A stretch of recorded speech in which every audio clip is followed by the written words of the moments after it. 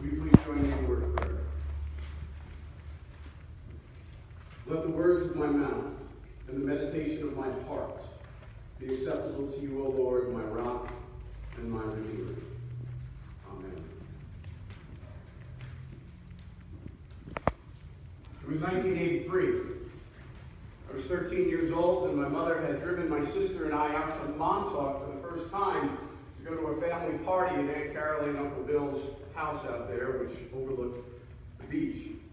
It was the first time we had been allowed to go visit with the Pant family in a while, and I remember it well. It was a beautiful summer day, and as a matter of fact, we listened on the radio to this brand new radio station, this pop music station called Z100 that had just started that week.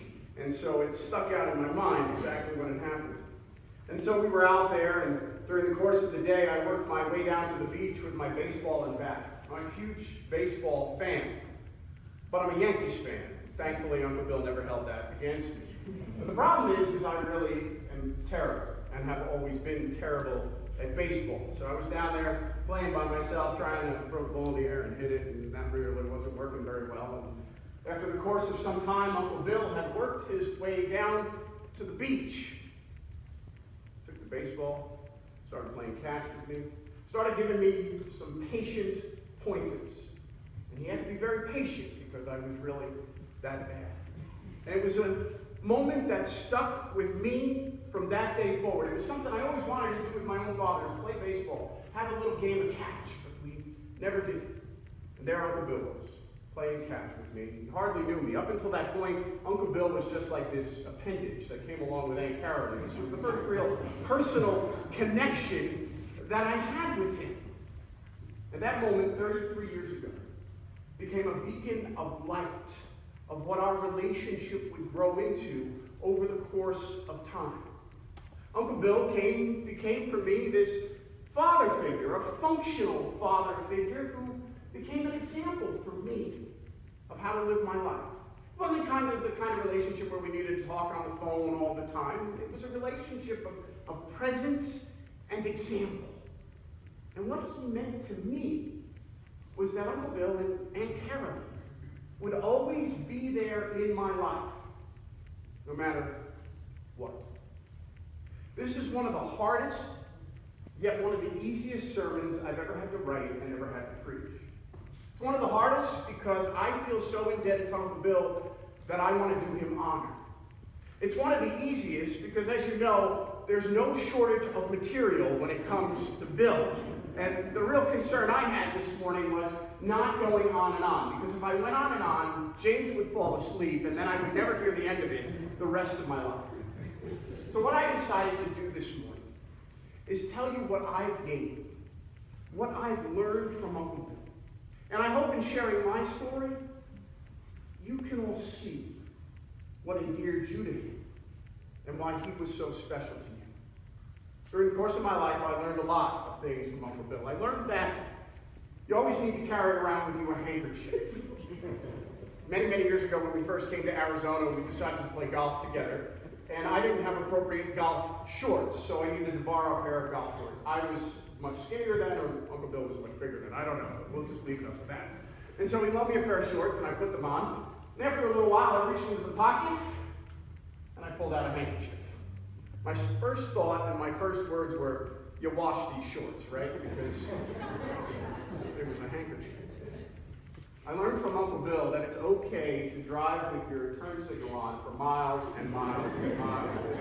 I learned from Uncle Bill that you never, ever turn the wheel of the car on black pavement unless the car is in motion. Because if you do that, you make a mess of it.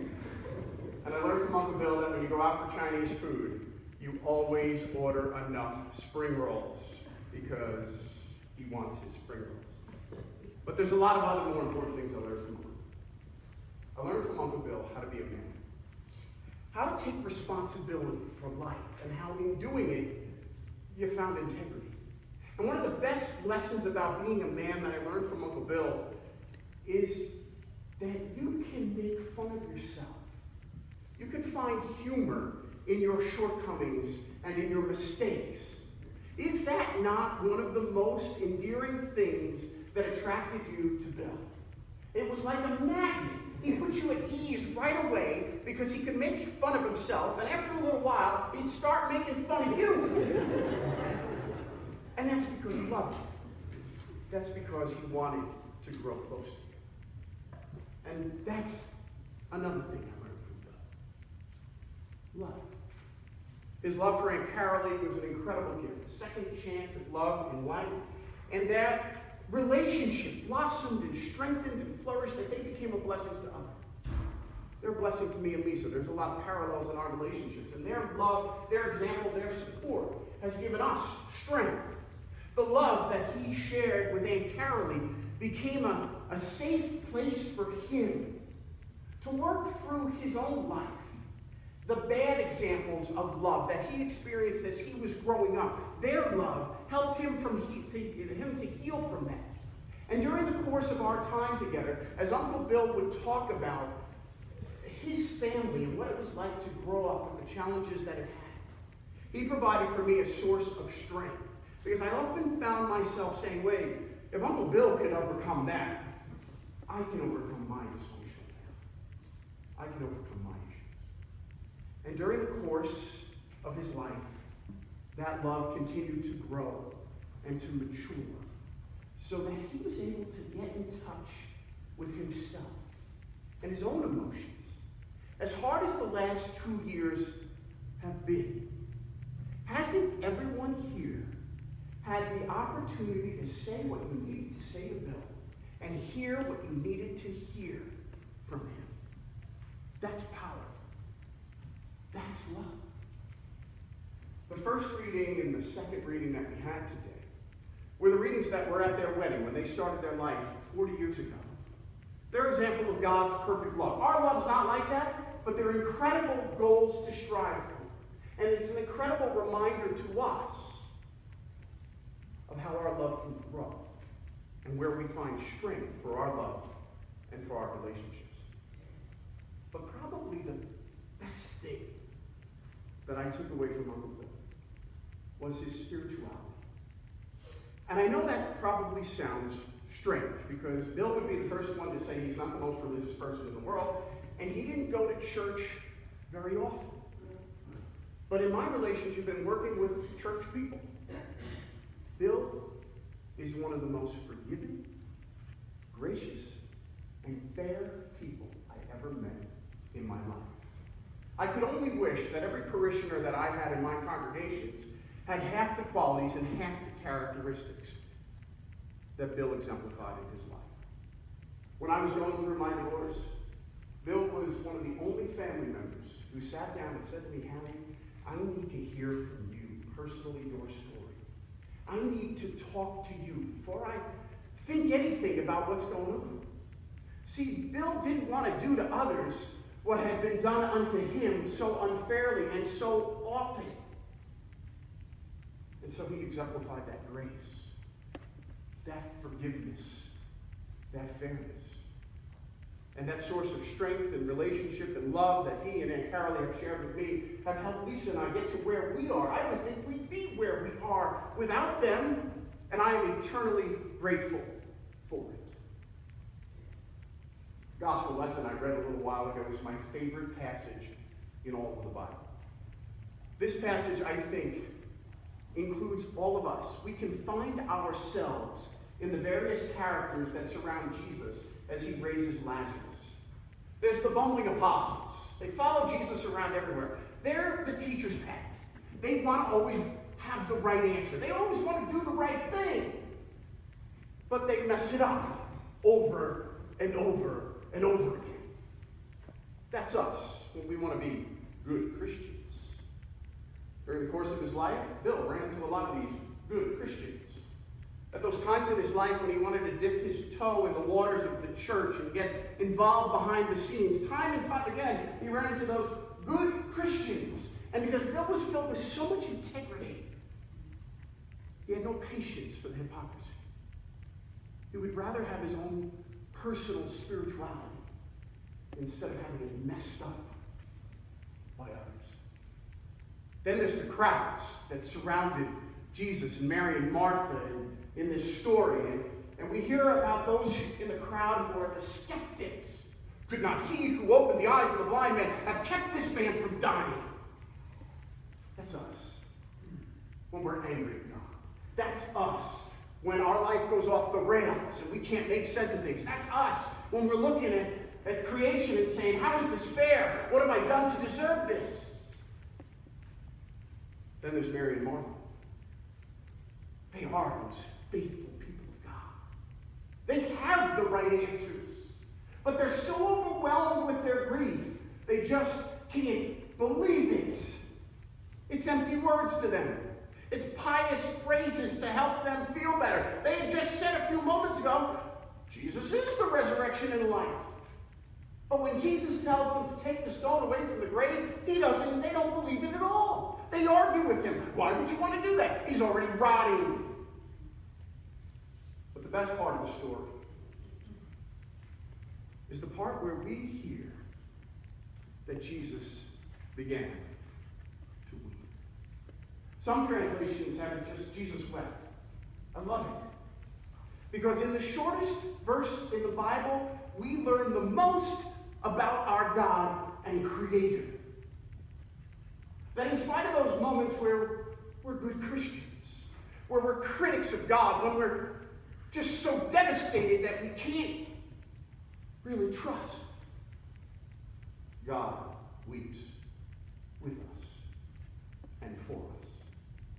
And that moves God to work on our behalf. In spite of all those critical and negative voices that were around him at that moment, Jesus did what he had to do for Lazarus and for us. Lazarus, come out. The dead man was alive again, foreshadowing for us what the cross and the empty tomb are all about, reminding us that no matter where we are in life, even if we're that skeptic, we're that critic, we're the ones that just can never get the right answer. We just can't see the hope in front of our eyes. God is with us. And that, for me, is who Bill was as a baptized child of God. No matter where we were in life, Bill was there. The godly presence of Christ's Spirit living in him. Last Wednesday was the most difficult day in this journey with Bill. When Bill woke up that morning, the first question out of his mouth was, what time am I going to chemotherapy? He was going to fight to the end. He wasn't going to give up. That's how much he loved Carolyn and the family and all of us. Over the course of the next 3 hours, and Carolyn, Donna, and I slowly broke to him that the fight was over. Nothing else that could be done. We each had intimate moments with him to share some final thoughts, to share that love. And Bill was Bill, right up to the end. He said to Aunt Carolyn, he said, we always knew one of us had to go first. And she said, yeah, I wish it was me. And he responded, yeah, me too. And they left. And that's the last lesson. That even in the face of death, you can have humor and you can have joy. Around noon, I needed to go outside and get some air. And I went outside and I sat on the porch. And if you've ever been to Carolyn and Bill's house, you know the beauty of God's creation that sits there right outside their window when they wake up every single morning. And it was raining appropriately that morning, pouring as a matter of fact. And as I sat there contemplating what was going on, as I looked out in the rain, all of a sudden, the sun began to shine. And I sat there, and I pulled out my phone, and I wrote it down. Yet though it rains, the sun shines. And I said at that moment, that's going to be the title of my final thoughts for you. Because that's the promise of God in our lives.